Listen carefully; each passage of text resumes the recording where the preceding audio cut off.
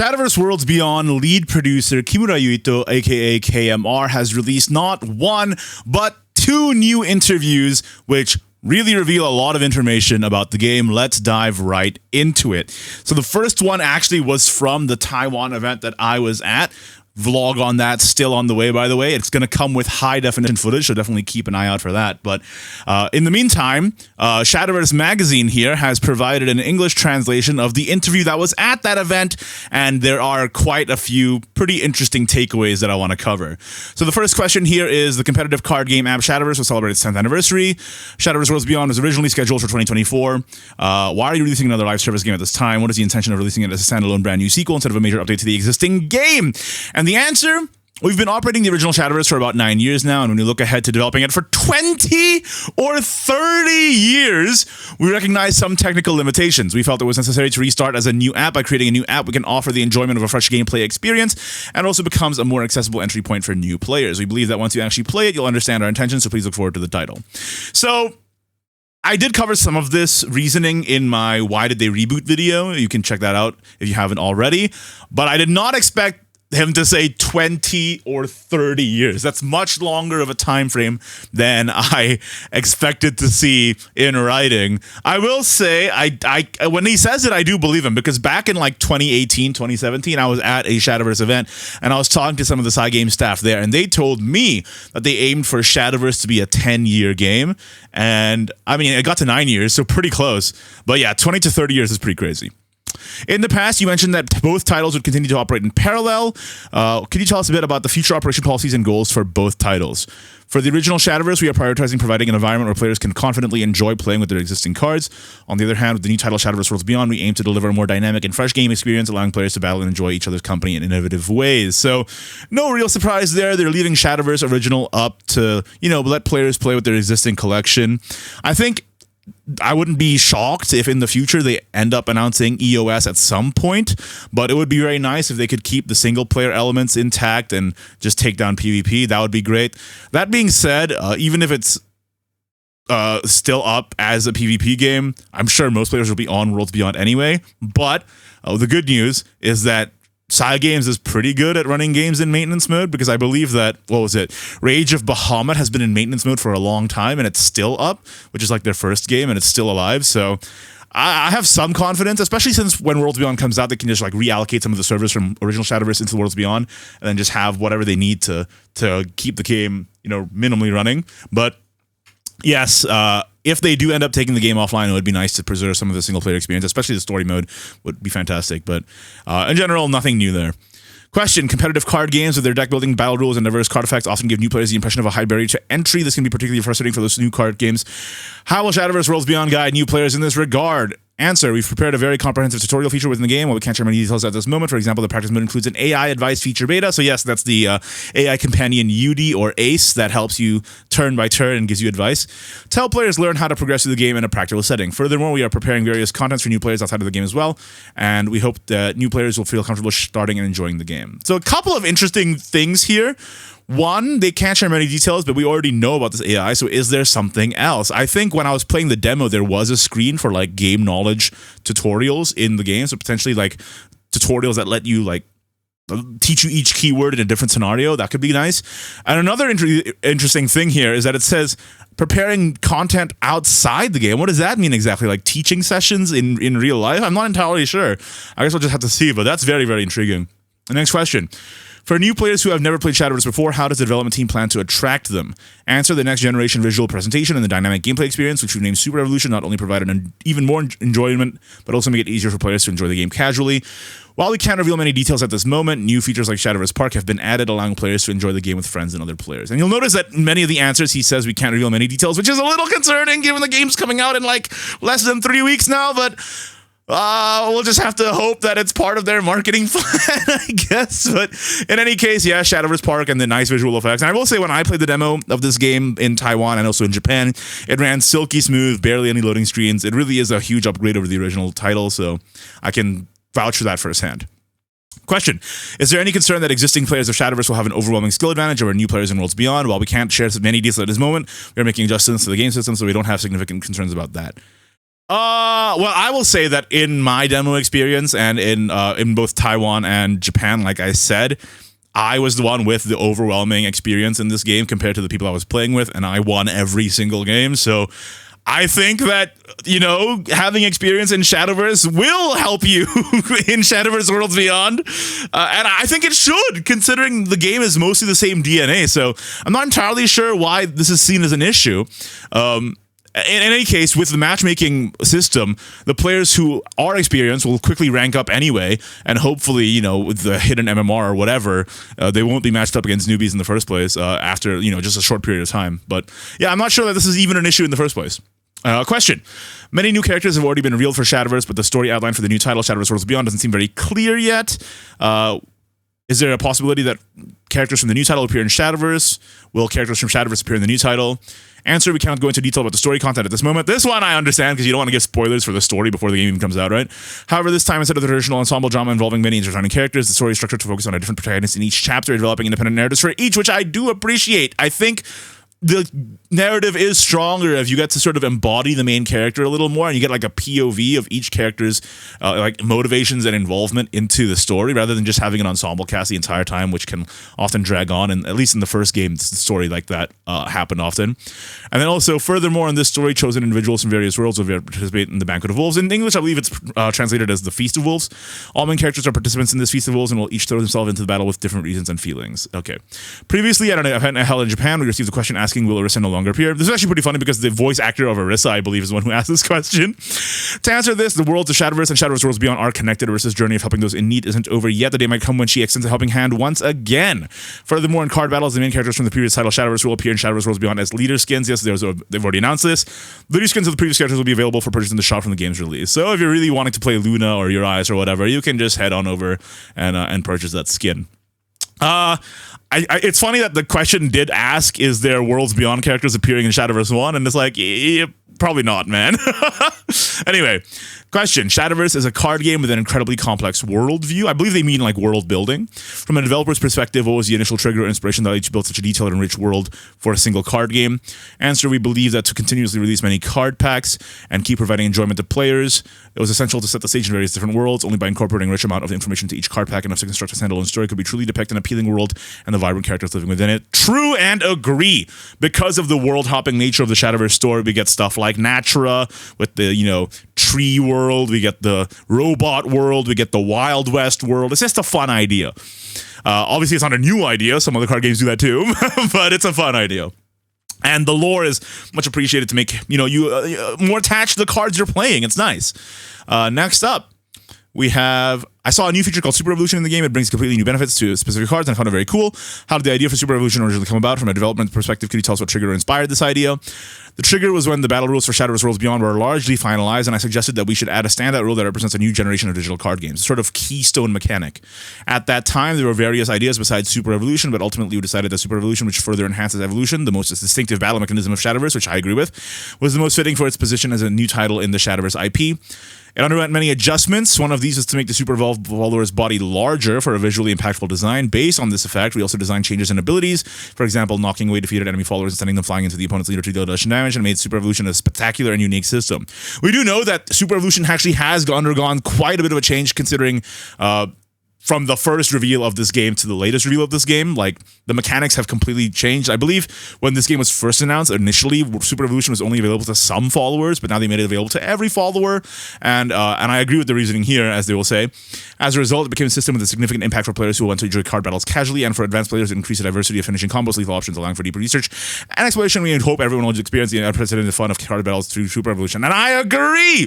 Because when I played the demo in Taiwan, as well as in Japan, the Super Evolution having that one follow-through damage or having a follower be able to stick to the next turn really does add a lot of new lines of play that let you find ways to, or plans to win the game over the course of several turns. For example, when I was playing against Puppet and I was playing Dragoncraft and I had Fire Drake Whelp on the field, who has Intimidate, meaning it can't be attacked by enemy followers, it's a perfect counter to Puppet. However, Puppet has that ability to deal AoE damage. So what I did was I played Olivia, super evolved Olivia super evolved the Fire Drake Whelp, and it became a 4/4. It was no longer killable by Divine Thunder because the Divine Thunder would tracked to Olivia, but the ping damage from Divine Thunder wasn't enough to kill the Fire Drake Whelp. So I just had an Intimidate follower on the board that could continuously hit the enemy leader, and they couldn't really do anything about it because they were a puppet class. So that was really cool, and that really highlighted to me that the way that they're doing Super Evolution right now is the correct path.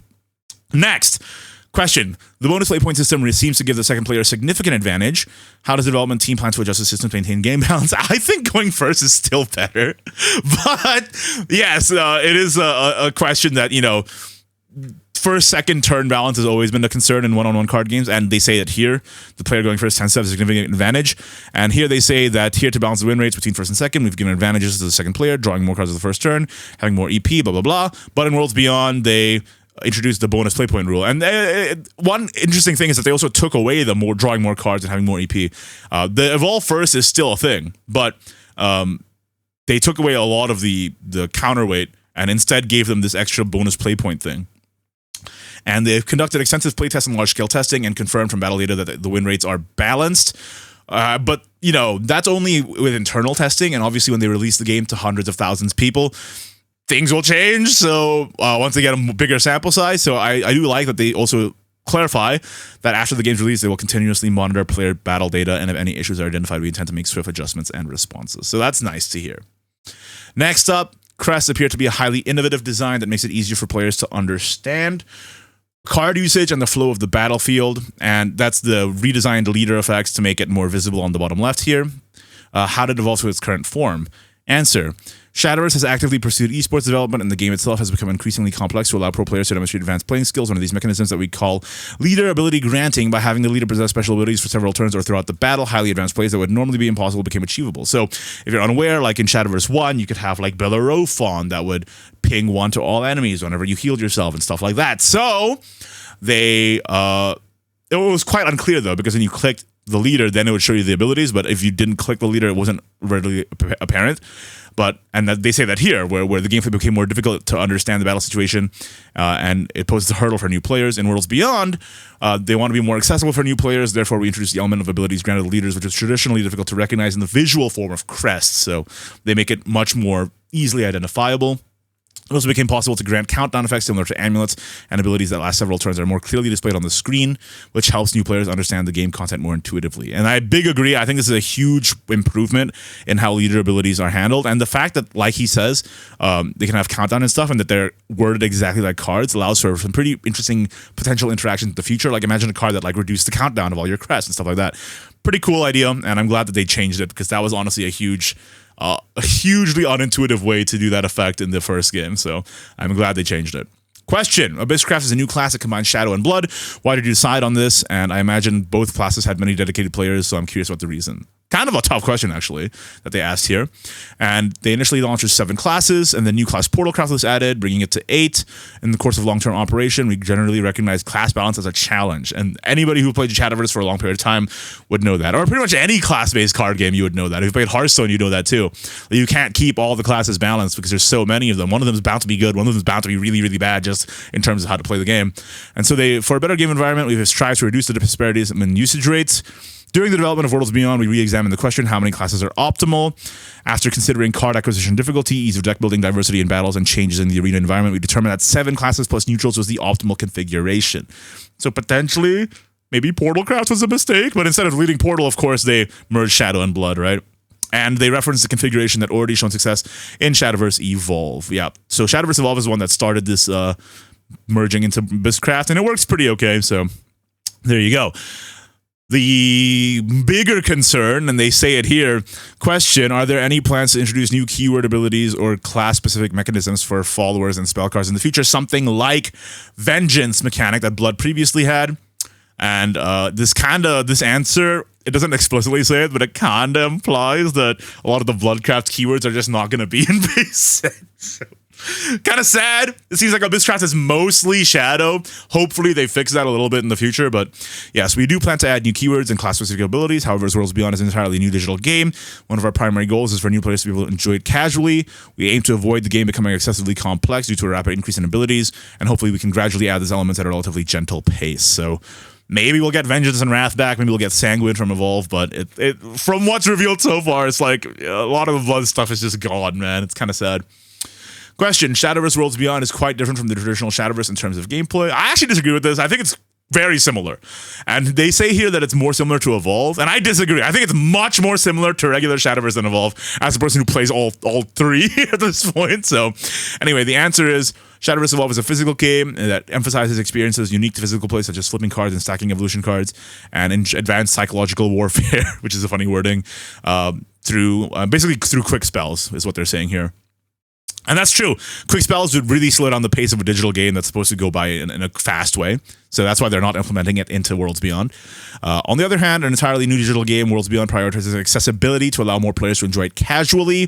Simple card abilities, easy UI, exciting visual effects. This is pretty cool. I do like this. They're emphasizing the simple card abilities thing because, as you know, OG Shadowverse ended up getting really, really complex in the future and very inaccessible for new players. So I wonder if this is a shift in design philosophy or if it will eventually succumb to feature and complexity creep in the future as well. We'll just have to see over time, I guess. Anyway, to continue the answer, at the same time, without sacrificing the strategic depth we've cultivated over many years in the esports scene, providing challenging rules and gameplay through Super Evolution and Bonus Playpoint, Evolve's characteristics lie in unique card game physical experience with strategic depth, while Worlds Beyond is a new digital game that balances accessibility with strategic depth. Yep. Question, I heard that Shadowverse Park, a virtual space where players can interact more actively, will be introduced in this new title. This seems to be close to the concept of a metaverse. Yeah, in Japan, the term metaverse isn't cringe yet, so you'll actually notice that in marketing material, they'll say metaverse in the Japanese version, and they won't say the word metaverse in the English translation. So anyway, can you tell us why you chose this format, or can you tell us why you chose this format to promote player interaction? We did this because you have a strong desire for people to enjoy Worlds Beyond and to expand the player community. While Worlds Beyond is primarily a card game, it's precisely because of this that it's not actually easy for players to learn the rules and techniques on their own. We believe that an environment where players can learn and grow together with friends and other players is extremely important, which is pretty cool because that's something that you learn after playing physical card games, going to locals, talking with people at the actual card game store who do teaching sessions and stuff. So it feels like they're trying to emulate some of that experience in a digital environment, which is honestly pretty novel. So anyway, therefore, through this card game, we hope that players can build deeper connections, and even players who are not familiar can easily make friends. We aim for Shadowverse Park to be a catalyst for people to expand their community or continuously evolve, or rather, to super evolve as a game that anyone can freely enjoy anytime. All right. I understand that Park will be a central hub area.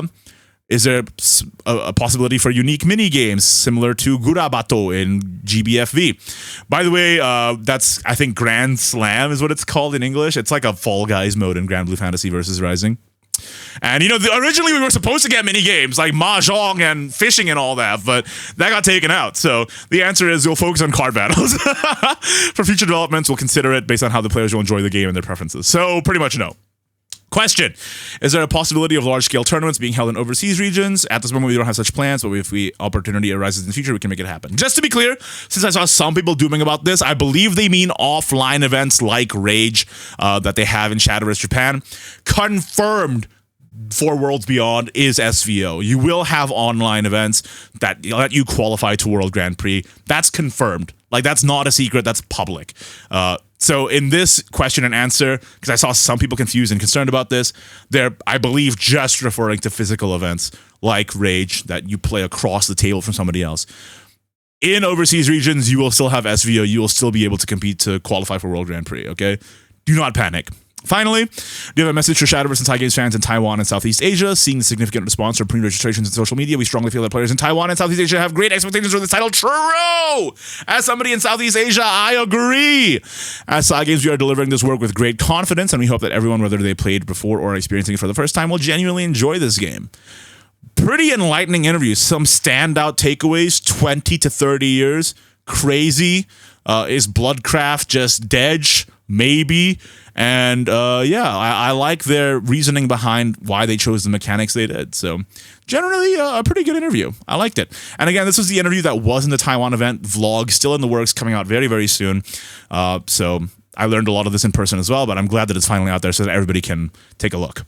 Next up, this is an interview I actually haven't seen yet. Before we dive into it, make sure to subscribe to the channel. You don't want to miss the Worlds Beyond content I got cooking for you. Anyway, Side Games, Shadowverse, Worlds Beyond. Producer Kimura, you'll be able to enjoy a fast tap game in about 10 minutes. Now, this is from Game Chosun, which is an outlet I'm not super familiar with, and I am auto-translating this from Korean, so please apologize any translating errors here, whereas this was an English translation provided by Kawata himself.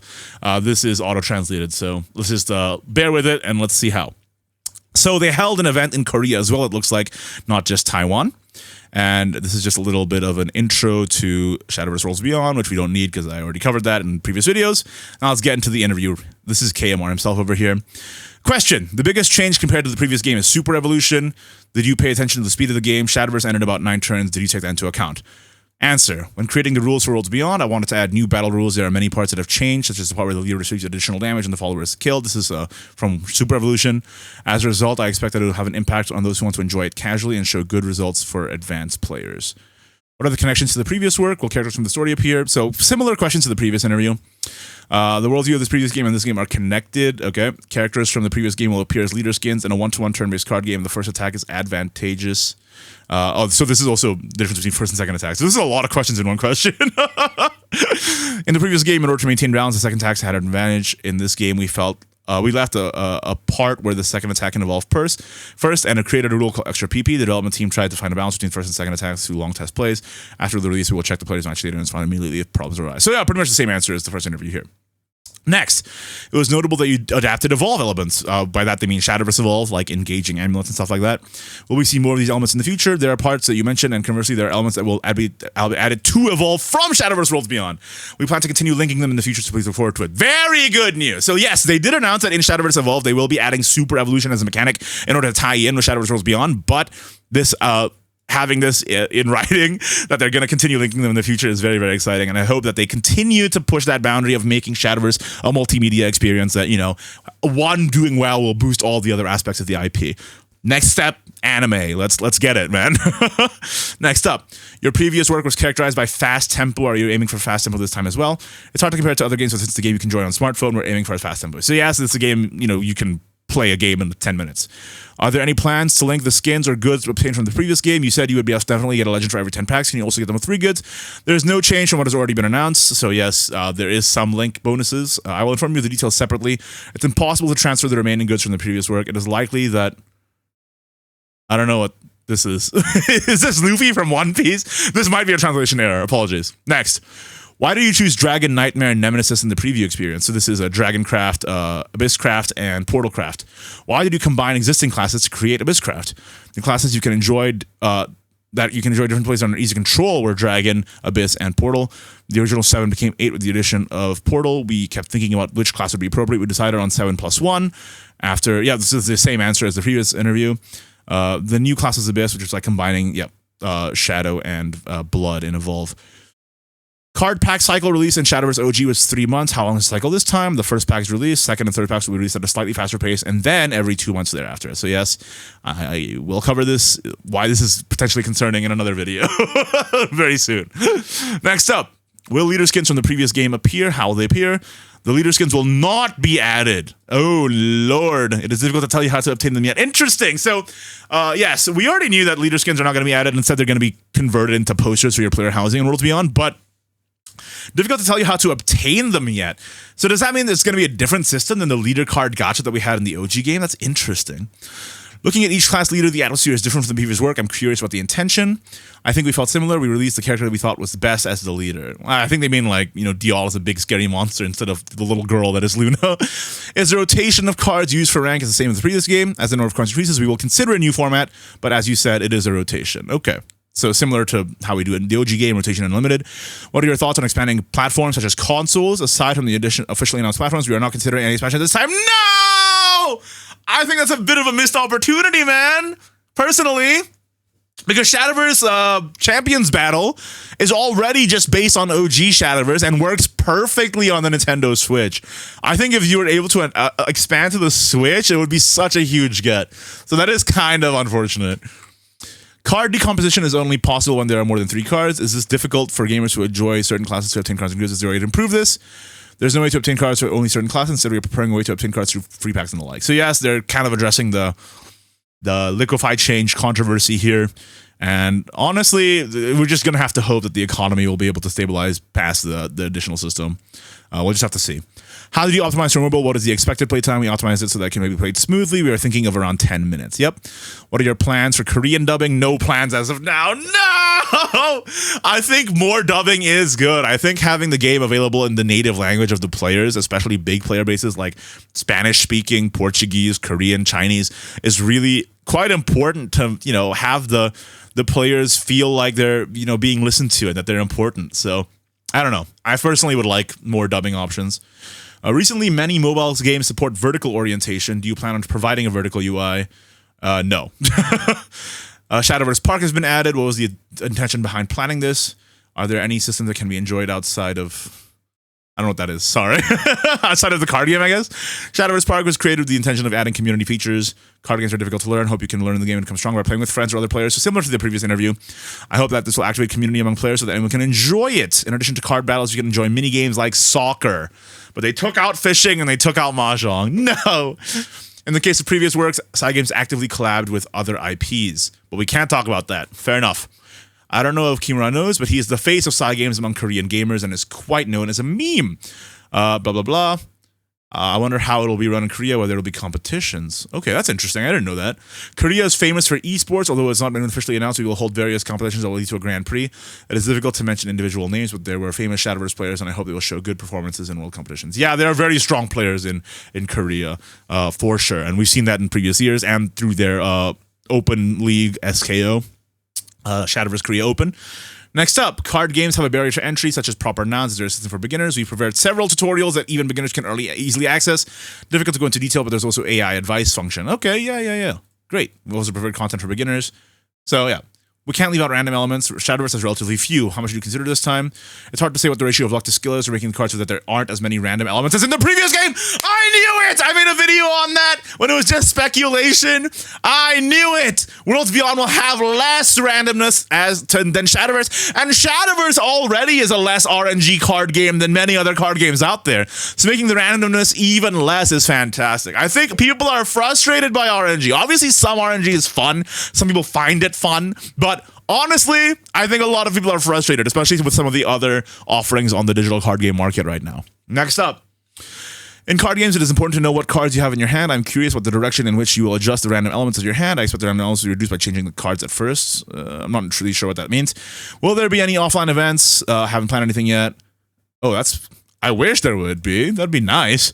This is a title that is highly anticipated. What elements do you want to attract attention to? The card game itself is really fun. Hope you try it out. Hope you look forward to the beautiful illustrations. True. This is a new start. What kind of game you hope this will be for new players? It's a game that can be enjoyed by those who enjoy card games and those who don't. There's something to enjoy like a community, so I hope you enjoy it. All right. So, unfortunately, this is an auto translation, so there are some parts that are a little hard to understand or a little unclear. But I think in general, both pretty interesting interviews. This one, the big takeaway is, less RNG is great, but some of the questions I feel like weren't really answered, like how the economy will balance for the new liquefy system, etc. That's just something I guess we'll just have to experience for ourselves. And it's not long now, less than 3 weeks. So anyway, that's it for this video. Thank you for watching. Make sure to like and subscribe and all that stuff. And if you enjoyed this video, then you will definitely enjoy this one where I talk about why the reboot was necessary in the first place.